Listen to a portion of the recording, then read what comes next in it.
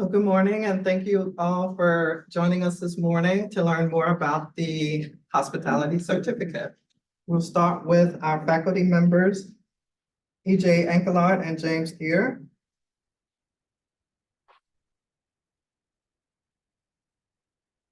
Thank you. Is the undergraduate certificate program in hospitality all about? Focus education program offered to students with a career interest in energy, hospitality, real estate, finance, and sports management. Each program offers foundational and specialized knowledge skills with principles in finance, marketing, management, and business and legal studies, experiential learning and opportunities, truly bringing in industry experience to help in real world education. Why would you pursue the undergraduate certificate? Specialized skills development through intensive and immersive learning experiences, career advancement and opportunities to stand out in the competitive job market, industry recognition, earn recognition from industry leaders and validate your experience, flexibility and time efficiency. Entrepreneurial hospitality. I'm James Geyer. I'm happy to be here and helping lead our development of this portion of the hospitality certificate. This program is project-based. Project teams will design and pitch a new and innovative business concept. It's lecture light, so experience-based, using templates and tools from proven examples and companies, and bringing in industry leaders to speak about portions of our project as we work throughout our semester. We're going to guide students through the process. We're going to be using an entrepreneurial lens, so using many filters and evaluation techniques and research to develop a product or service-based business and create a new business idea and concept after evaluating those opportunities in the real world. We're going to be using the concept of hospitality, and not what the hospitality industry is, but what we have learned about hospitality as a differentiation maker to further your business and give great guest experience opportunities. Our semester is based upon development of a project, which is going to be the creation of an entire business investment perspectives, and whittle that down to a polished pitch presentation for the final for our students who are working in teams as their business units. Takeaways, combination of every aspect of using that entrepreneurial lens and the businesses that we develop and grow. So many opportunities throughout where we're specializing in different components of building that business experience.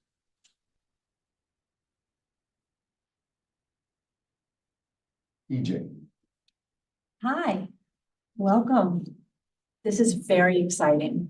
Having cases in hospitality is like a dream come true. Being able to work with such wonderful faculty members and really having this certificate come online in Tulane is a big deal. So for cases in hospitality, we're going to talk about the principles of festival management. Having worked in the festival industry for 34 years, it has been just a wonderful opportunity to work with a lot of people, to understand business from a different perspective, to look at business models from a different perspective, to understand how festival management is tied into the hospitality industry. It's so important. It's whether you look at it under entertainment or you look at it under tourism. I mean, in New Orleans, we have over 400 festivals. So in this course, you're going to get into the dynamics of festival management within the hospitality industry. And we're going to talk about the principles, the strategies, and the challenges of organizing and managing music festivals in particular. There's so many festivals, but I'm going to specifically dig into the music festival industry.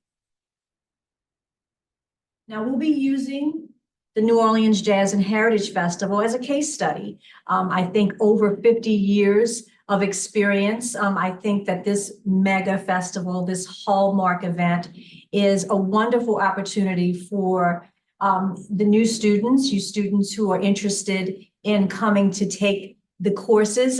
You're going to really enjoy learning about music festivals. You're going to develop your critical thinking skills on thinking about producing a festival. What does that mean? There's so many moving parts. It's like a project within a project. So you're going to really dig into project management skills, right? And you're also going to have a whole bunch of elements, a bevy of elements within the music festival industry that you'll be able to use even if you're moving and transferring into other areas of the hospitality industry. So in addition to that, you're going to have unique challenges and opportunities, because I'm going to bring in some speakers who are going to challenge you and open your mind to how the music festival industry is so important within the hospitality industry. Now, the course structure consists of lectures, discussions, case studies, guest speakers, and hands-on projects. So I really want to touch all of your senses. I want you to not only learn and have an official manual. Yes, you have to have a book that you have to read, but this book is going to help give you the baseline to all the different areas that you're going to learn in the music festival industry. And so in addition to that, we're going to have discussions. You're going to be put into groups. Not only are you going to see the festivals that have succeeded, but we're going to talk about some of the festivals that were disastrous. In addition to that, you'll have guest speakers from the marketing area of the music festival industry. You'll have the sponsorship team talk to you. You'll even have the sustainability team talk to you. And we will have a walking tour where the kids and the students will be able to come out to the festival site and really learn some of the behind the scenes areas that you may not see public facing. Now, this is an inkling of all that you're going to learn in this course. Now, you need to learn the history of festivals. You have to know why we're here. Why are we integrated in the hospitality industry? In addition to that, you're going to get an intro into festival management. You're going to learn how to team, not just being in a team, but what does teaming mean? Because teaming is so important with regards to the music festival industry. The music festival event happens really quickly. It scales up and it moves very quickly, and there are lots of moving parts. So you're going to have to know how to be a leader in the music festival industry. Human resources. Humans are our greatest asset, right? You're going to learn the event budgeting structure, event logistics, risk management, how to mitigate risk. As you've seen in this industry, there's lots of opportunities for you to learn how to mitigate risk. Marketing, sponsorship, contracts and permitting, insurance and legal, project management. Looking at the aesthetic and the design, our class will be having an opportunity to design their festival. So all of these areas you'll be taking together, you'll be integrating with your team, and then you can show your team members how well you're doing in your class by presenting a stellar music festival. Course assessment. Well, the evaluation is based on participation. Everyone has a voice in the class. Journal article reviews. Some of these reviews, you really begin to know the origins of festivals, the definition of a festival, which you'll learn there are lots of definitions, and some of the leading influencers and leading scholars in special event management and in music festival, particularly. You'll also have group projects, you'll have quizzes, you'll have exams, but that final project is going to show you how well you've comprehended all of the principles of festival management.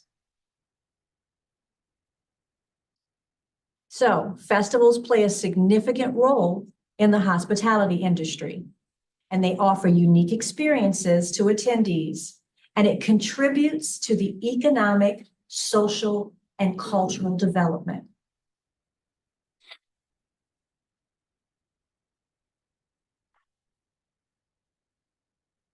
you like me to read that or?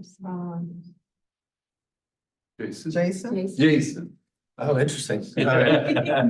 So ultimately, I was here to speak about more the real world experience. I'm a hotel owner, operator, developer. So, relative to this, it's, how can a certificate enhance your future? Of course, it can expand your career opportunities, give you a lot of exposure to a lot of different channels, a lot of things that maybe you might not know what you want to do right now, but at least it opens your eyes and gives you an opportunity to kind of taste a lot of things and say, you know what, this is for me, or this isn't for me, and really help you evaluate kind of your path in life with them, which I think is really important.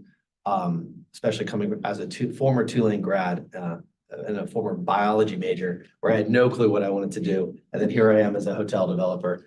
There's a long story to that, so you'll hear about that in the future. But obviously, it's here to experience growth and fulfillment. Obviously, you want to understand what your true core passions are and understand what your potential is, and really kind of hone in on that, whatever you determine to be your core strength. Then you can basically say, you know what, this feels like it makes me happy, gets me out of bed in the morning, motivates me, and inspires me to do what it is that makes you happy. And it sounds trite and cliche, but it's honestly, it's what's going to keep you going. It's going to give you a nice, honest path forward. Of course, that then leads to the embracing a culture of lifelong learning, always learning to continue improving upon yourself, continue to keep your eyes and ears open, and expose you to things that maybe make you feel uncomfortable at times, but take away, what you can from those experiences and become that much more of a better person, professional, A to Z, make you a better human. And of course, last but not least, building a valuable pathway to professional success and personal fulfillment, of course, depending on what your evaluation of success is, whether it's a lot of money, doing something that makes other people feel good, what fills your cup. That's the point of all of this. And I think the goal is to ultimately align a lot of that, right? So the financial implications and the benefits of what you're doing really align with your core personal values and what it is that makes you who you are.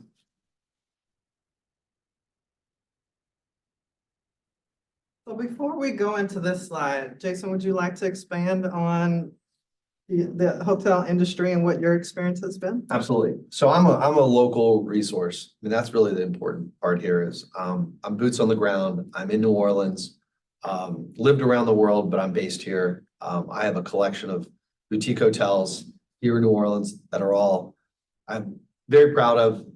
I think are very cool. I think you guys would too. And I think what's beautiful is that I kind of learned it on the fly. I wish I had these courses that are available to y'all when I was an undergrad. I wish that, I was able to get that level of exposure early on. I unfortunately wasn't able to learn it until after a good 10 years of being an investment banker. So when I realized that that wasn't for me, I pivoted and started my own business of developing hotels, restaurants, bars here in New Orleans. So the cool part is you get to check them out. You get to hang out around them. You get to understand behind the scenes. Once again, I'm a resource. And so the idea is that like any question, any possible path that you want to explore, I can help you potentially be a sounding board, help you entertain that, and do all I can to help support y'all being part of, ideally, whether it's New Orleans or any hospitality business around the world. Thank you. So the hospitality certificate comprises of 4 courses. It's BUSG 4050. This was formerly Management 4050, so that's going to be Entrepreneurial Hospitality. And then Management 4190, that's Managing Hospitality Organizations. Legal Studies 4170, Employment Law. And then BUSG 4310, Cases in Hospitality. And this was formerly Management 4310. So how do you go about declaring your certificate? So you would do that with your BSM academic counselor. So this is a must. You must do this in order to have it, to graduate with it. once you declare, that information will show on your audit. And then it'll also include the requirements, just like your major and our minors on your audit will show. So planning these courses and your curriculum is gonna be key, right? You need to make sure that you're meeting progress towards degree, meeting the requirements for your certificate. And this is key also because some courses may not be offered every semester, so we have to plan that in advance as well. There are prerequisites to certain courses, so all prerequisite requirements must be met prior to enrolling in the course. General business electives can be used towards a certificate. So let's say if you're a single major, these 12 credits can be used as your business elective credits. If you're a double major, however, it'll be an excess of credits that you'll need to earn the certificate. As well as if you are single major and a minor. So there are only 4 courses for the certificate, so there's no room for error. So that's why we stress that you need to meet with your academic counselor. And there will be no petitioning or substituting of courses. So these are the 4 courses that you must take. So you can connect with your BSM counselor. We have 4 on staff right now. So Arthur Ponson has A through E, Shar Hussein has F through LE, and Megan St. Pierre has LI through R. And Charlotte Baptiste, myself, has S through Z and all of the Altman scholars. Do we have any questions? If you're interested in multiple certificates, is it possible to receive 2 certifications if it fits your schedule? I believe so, but I will double check that with the dean.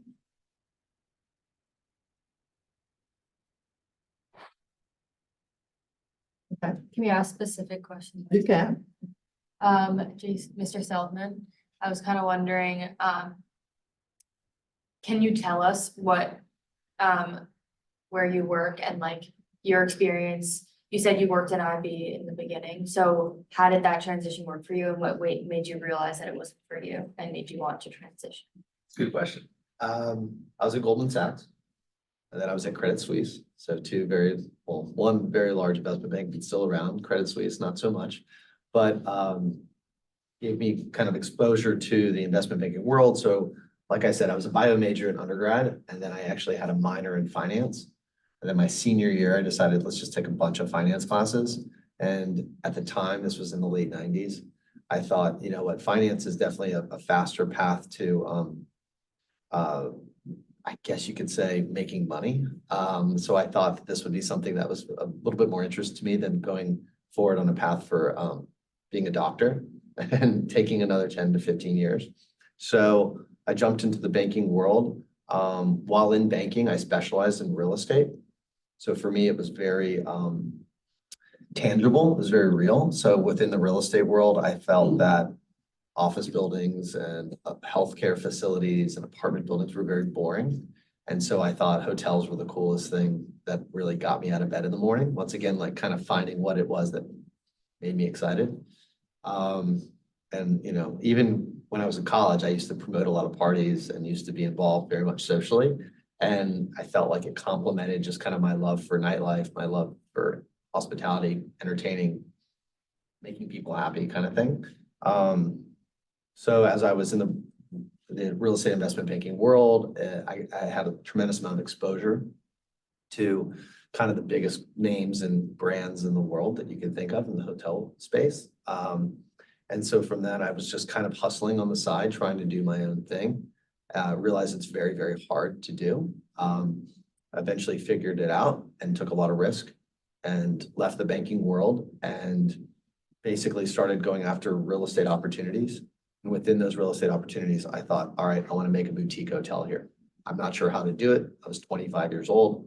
I thought, you know what, let's figure it out. And I just leaned on resources. I put together my own pitch book, like a template, almost something similar to what I learned when I was at Tulane, and just really started a grassroots effort to kind of get people excited. And so it grew to where I started basically buying real estate and then building hotels. And then I realized it's a lot easier to buy existing hotels than to build a new hotel.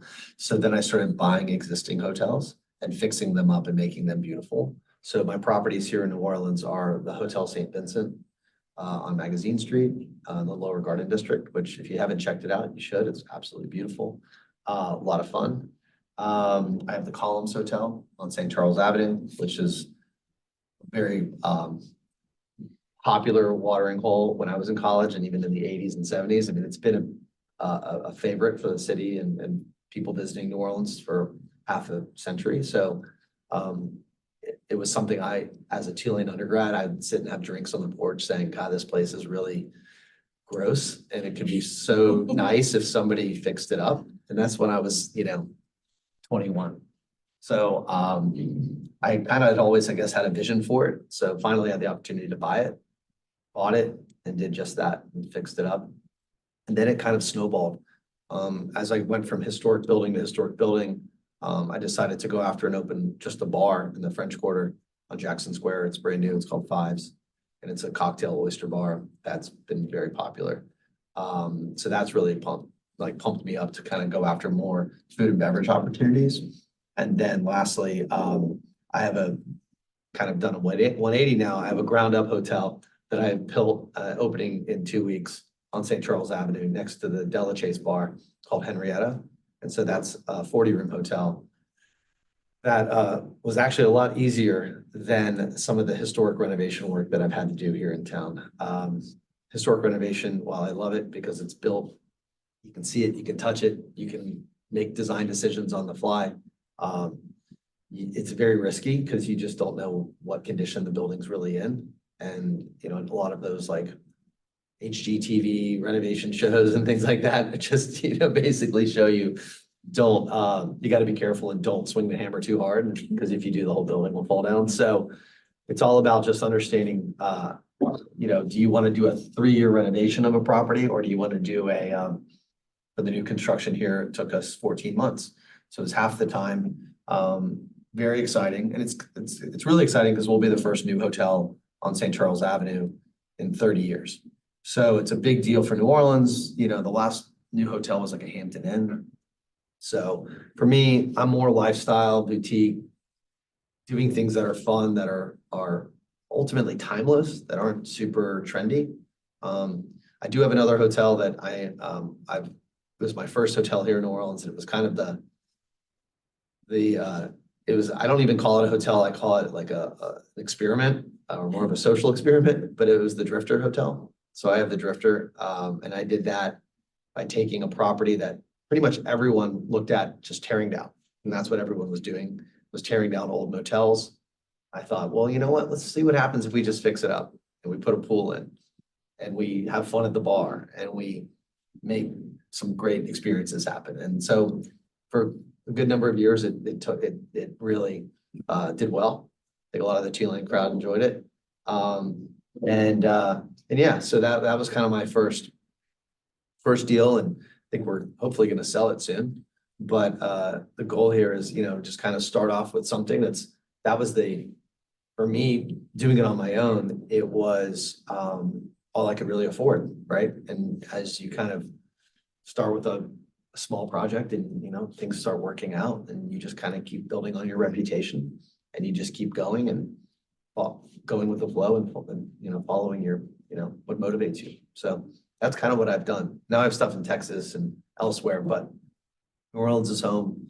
And so for me, it's like an opportunity to share with y'all the ins and outs of how that all comes together and works. Because it is chaotic, very chaotic, but it's organized chaos. And I guess big point to all of this is, I started as a developer where I was literally just in the real estate space building these things. And then I thought, you know what, I'm going to work with different operators, people that operate the hotels. And I realized that they weren't really necessarily doing things that I felt were the highest and best use and complemented my vision for the property. So then I started my own management company. So I now own and manage the properties.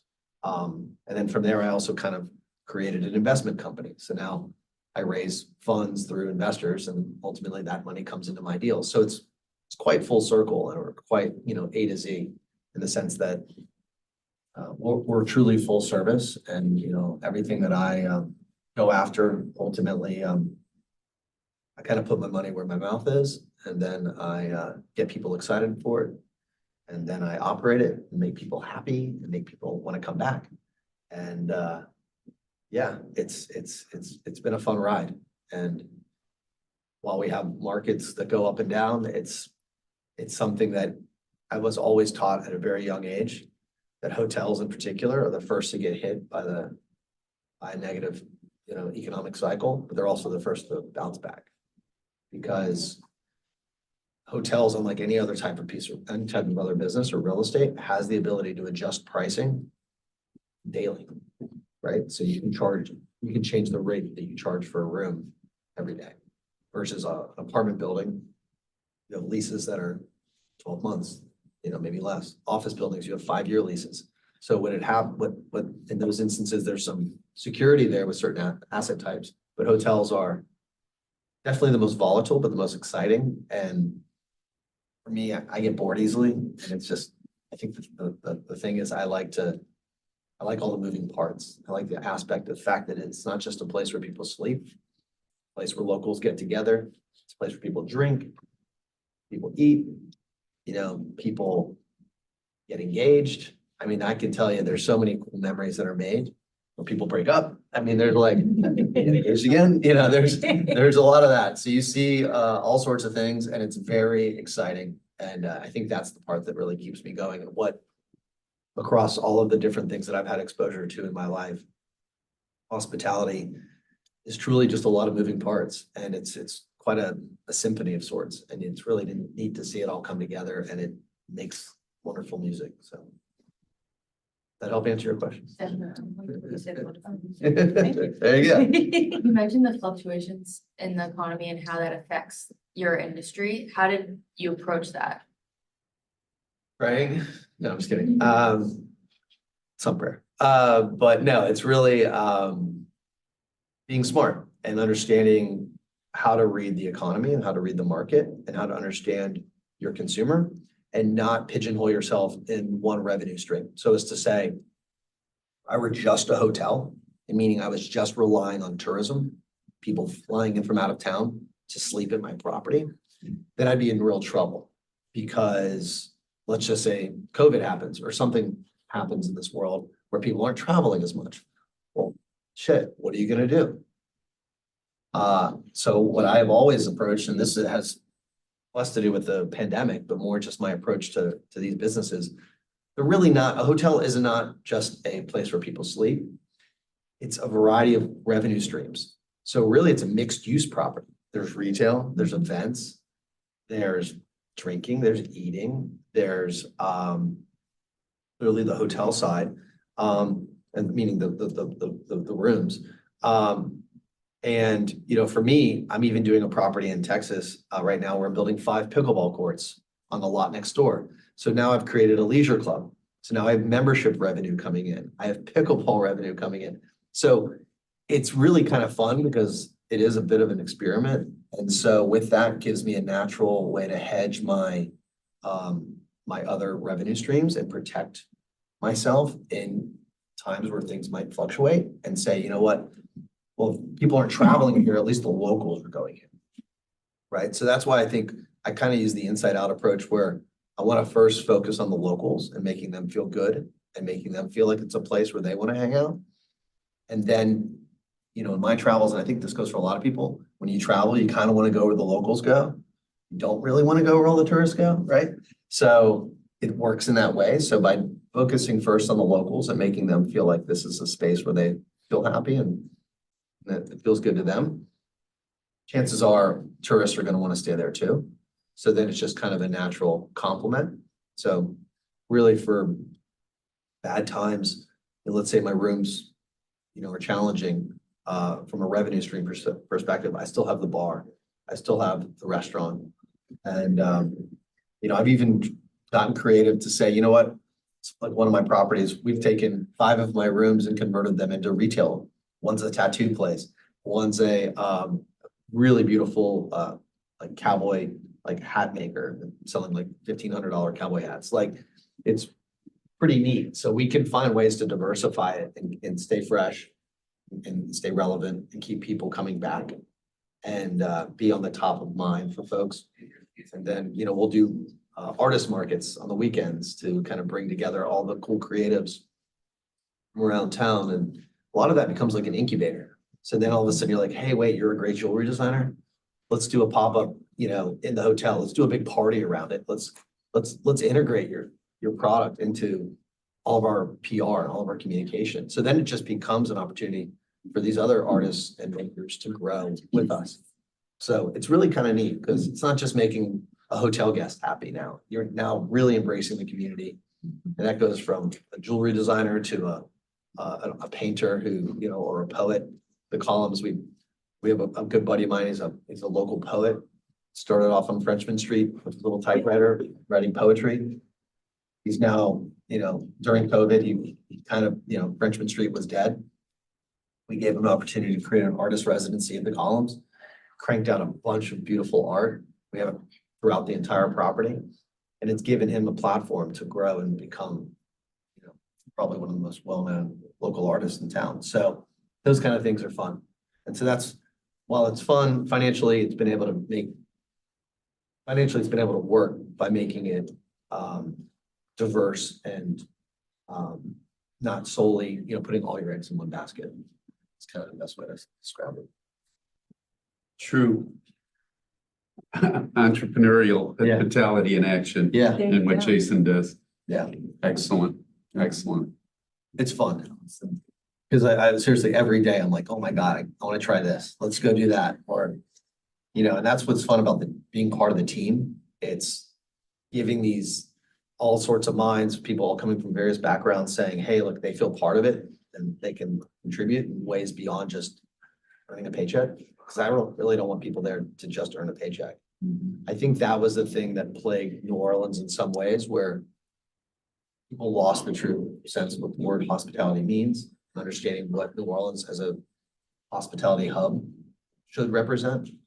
And so I think we're finding ourselves again, but hospitality is core to the culture of New Orleans, and it's a port city. It's people from around the world coming together. So it's understanding that culturally, and we're all here to have a good time. And I think that's the most important part for people to get shit done, but also have a good time. So And create amazing guest experiences. yeah, And drive your business Yeah. because of that. exactly.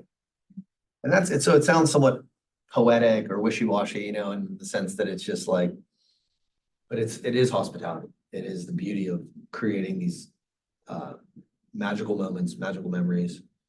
And it gets me so excited to see, a wedding that happens at the Columns or one of our venues and see what somebody made happen there, something I never even thought could happen. And, for me, that's the success. And it works because, they're paying good money and they're also, getting something that's really truly worth it.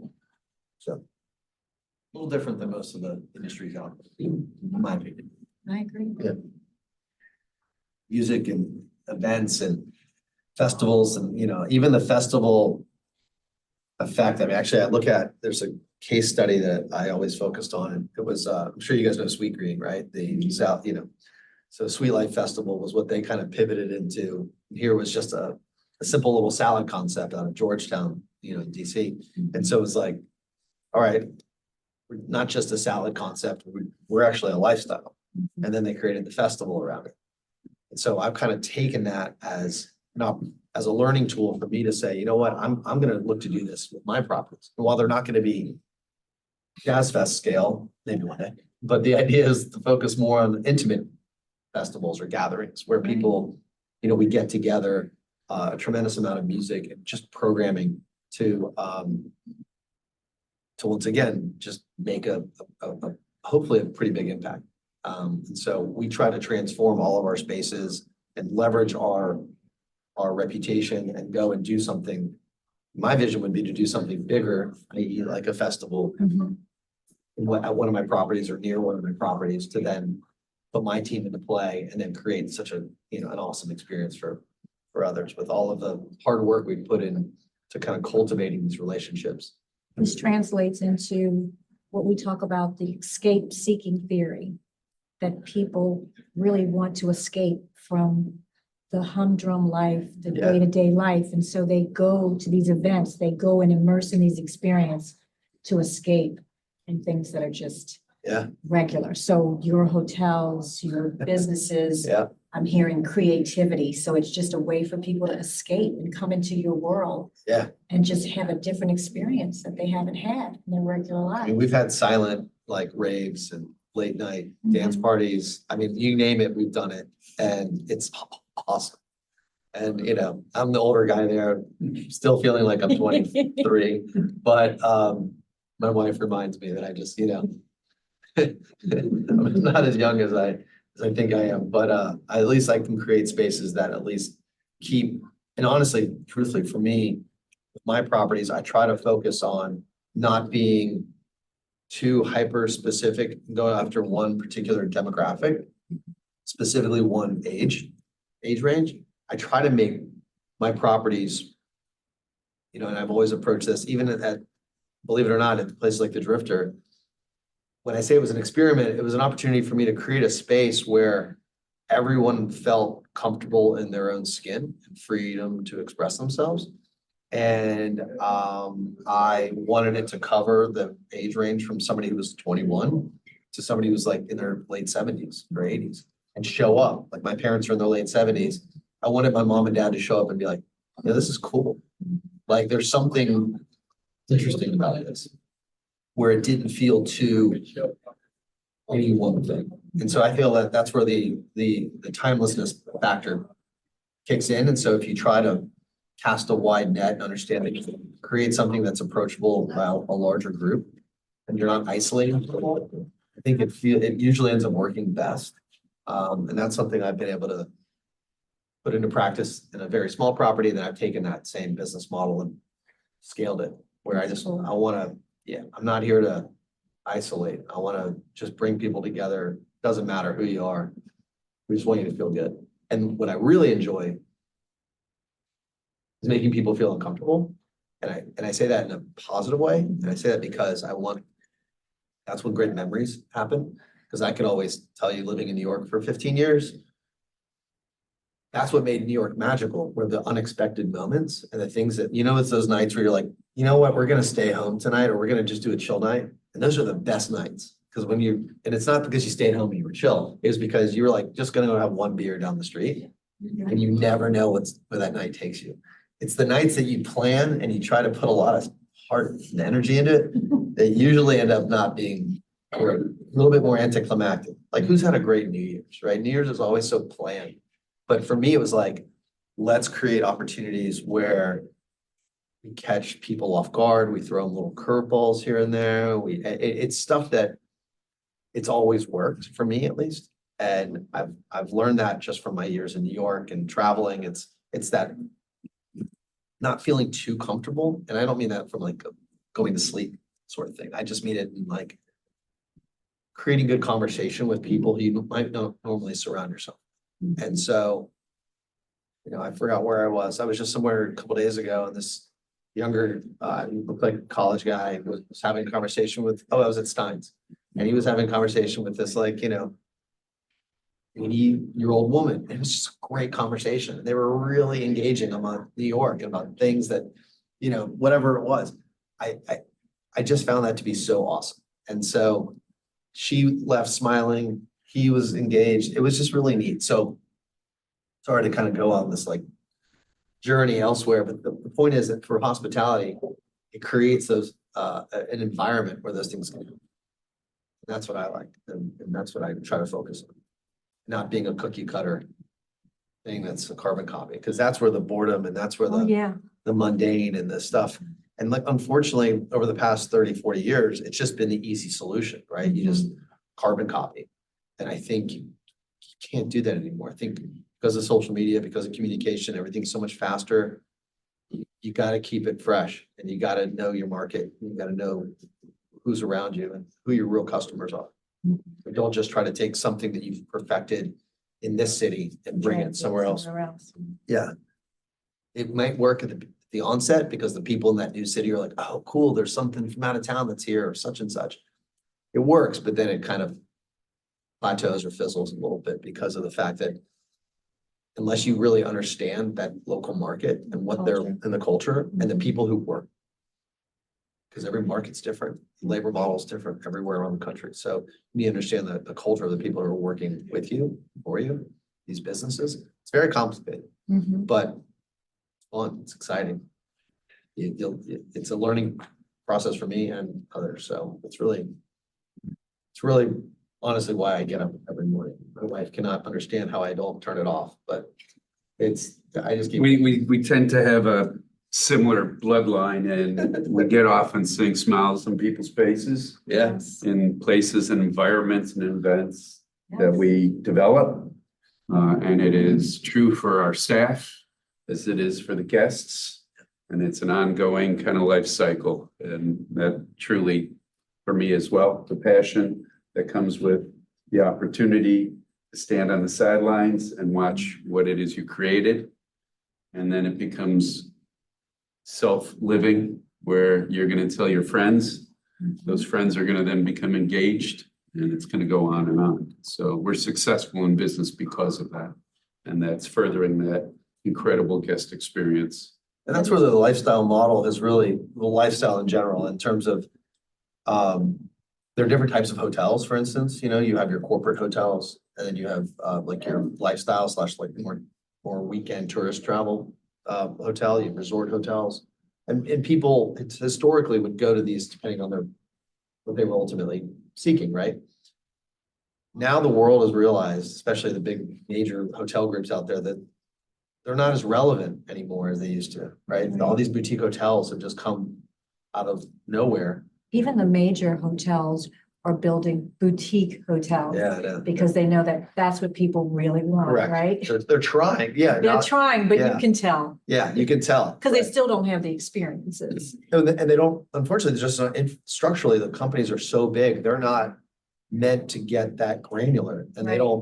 they're not built like that. So I think as the world evolves, and of course you can see the advent of like things like Airbnb or some of the more extended stay concepts like Sonder, which is, in my opinion, is very taboo these days. It's very WeWorky business model. And then you look at, kind of the variations of hospitality, right? So technically anybody could be, like that was the Airbnb model. It was like, we want to host you in our home, in our guest bedroom. And of course, serial entrepreneurs took that and said, oh, wait a minute, we don't actually need to host you. We can get 30 of these and then create a whole micro economy around it. And that's where it started losing its sense of, so scale usually kills a lot of. So how have you avoided that? Like seeing as you have so many different hotels and things that you're running, like how do you keep it kind of one-to-one? Very, very good question. Man, you're on it. Well, we were just talking about this earlier. So one, you have to create economies of scale. You have to be efficient in how you operate business, right? You don't want to have two general managers working for a property that's like 3 blocks from each other. So that's like one of my real world examples is I have a new hotel 3 blocks from the Columns. So I have one general manager that runs both. So at a very high level, there's economies of scale and efficiencies. I have my head of housekeeping, covers both properties. So I don't have to hire 2 heads of housekeeping, right? So there are true efficiencies. It just goes back to when I'm doing a new property, I'm in a vacuum of sorts and I just think and it's really the vibe and it's not so much the building itself. Because I built a new hotel from nothing, but it's really more so about the things you can't touch, like how it smells, how it sounds, how the linens feel when you get in. I mean, I'm making the beds differently, but they're still thoughtful and they're very beautiful and timeless. The artwork is still very specific to that property. Like for instance, the Columns is very old. So I thought, well, let's just do some cool, fun, more modern, poppy, contemporary artwork. Henrietta's a brand new building, so I'm actually sourcing older art, more classic art, more kind of the design style for the Henrietta's 1950s kind of architecture is what I'm going after, the look. And so I'm trying to kind of transcend time there. So each property is its own true story. But I want people to feel there is benefit to continuity in the sense that people know what to expect, right? So scaling isn't a bad thing. It's just if you scale too quickly and if you don't have the right key people working for you on the ground that are truly respected and are ingrained in the local community versus like, you can't just have put your toe in it. You got to really go all in. And so, building that team, I mean, Yeah. honestly, that's what it boils down to. As you were talking, that's what I'm saying, that, it just really boils down to the team. You have to have teams that know how to team. They know how to have psychological safety. I mean, all of those things, they know how to have a meeting. I mean, you just have to have a really good team and they have to be quality Mhm. team people. I love the idea you have of having one general manager, 2 properties, but when you have a really quality general manager and they're gonna look at every detail and they're gonna know you well enough to know how you Yeah. want to present, then you can just feel really comfortable with that, Totally.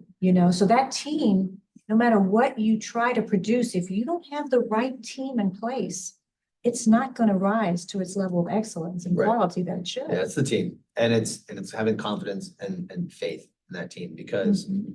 I have a tendency, or I had a tendency to be, clearly as a lot of people do, is micromanage, right? You want to really get involved in everything. And I just kind of had to pull myself away from that so as to give some, to really trust these people to carry out my vision. And, I think it was a couple of weeks ago, I got an email from my GM and she was scared to send it to me, but she sent me this whole presentation on the uniform that she had kind of put together. And I was like, oh my God, this is perfect. And I would normally spend like all hours of the day trying to put the whole uniform look together with various, designer friends of mine and, really get into it. But in this instance, I said, you know what, go for it. So now I feel really good about the fact that this team has been able to deliver on something that I'm crazy sensitive to. So it's teamwork, it's Training. training, yeah. Mhm, definitely. And for me, we've got great internal kind of systems in place, but I try to bring people that are pedigreed from other institutions that I feel were trained by the big boys. So like, I'll bring in people from Four Seasons, Mhm. from your Ritz-Carlton training programs. Like the Four Seasons, in my opinion, is probably one of the best training programs in the world. Even So- international, Jason? Like, I'm thinking of Kid Camp. When you were. Yeah, Kit is a great example. Yeah. I mean, so I think I try to pull in pedigree people that have that top tier level, and then they can, in a way, they want to escape that corporate veil, and now they can come and do something with a little bit more personality and soul. And in doing so, they feel a little bit more free to spread their wings. And then they take a lot of their core fundamental values and then it just like trickles down. Sounds like you're finding people that did what you did, which is leave the. Literally what I did for a career. I was in the big corporate world for a while, and then I just took that core training, that core, call it structured world, and found ways to lean on that at times, but still be free to kind of be myself, be my own person. So it's kind of neat. And that's why we love what we do. And every day, we can't wait to get up and create it. And because for our customers, for our consumers, for the attendees, we truly want them to have joy. So these opportunities of learning from these 2 wonderful mentors, because I'm learning, what they're doing in the business world, but the fact that they love what they do, that's who you really want talking to you and mentoring you and coaching you. That they can tell you those stories that you'll never hear from the corporate types who are so top driven. They're not bottom up, they're top down. So you're just not going to hear those stories, so this is a great opportunity for you to hear the bottom up stories that actually go out and they go vertical, and horizontal and all the different ways to really make a high performing team, because we're talking about high performing teams. which are truly unique teams. Also like a fast track, because I've tried about, I don't know, 300 deals in my life to do on my own, and I currently have 12. So, thankfully I don't have 300 because that would be just disastrous, but I mean, there's a learning experience to all of the ones that didn't work out. There's a reason they didn't work out, and it's been at the very onset of just not knowing my market or just something that I felt I was doing for the wrong reason, might have been just the fee or it might have been just the ego driving it. But what I learned, looking back at the deals that didn't work, I can share a lot of that.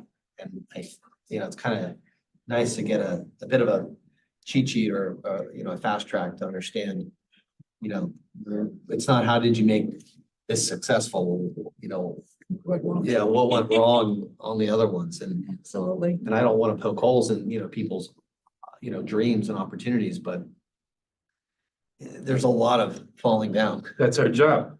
We learn a lot more from our mistakes than we do for our Yeah. successes because of the evaluation that then has to go into why did this not work? And if we're good at what we do, we learn from those mistakes. Very true. Yeah, and it's been interesting. Yeah. Yeah, I know it goes back to partnerships, understanding, how do you know how to trust somebody who says, hey, I own this building, I want you to make it a cool hotel. You're like, okay, let's do it. And then it's all shiny on the front end, and then all of a sudden you get into it and just things usually unravel. And then that's how a lot of deals die. So it's the whole process, it's the life cycle, starting from somebody just cold calling me and saying, hey, I've got this property, piece of land, vacant building, a whole hotel. I get calls all the time. People, properties that, I still to this day will look at them because it's a habit, but I'm curious. But I've learned over the years that, it's not the deals you do, it's the deals you don't do. There right? you go. This has been amazing. Thank you Yes. so much. Yes. This has been. Please thank our panelists. Thank you.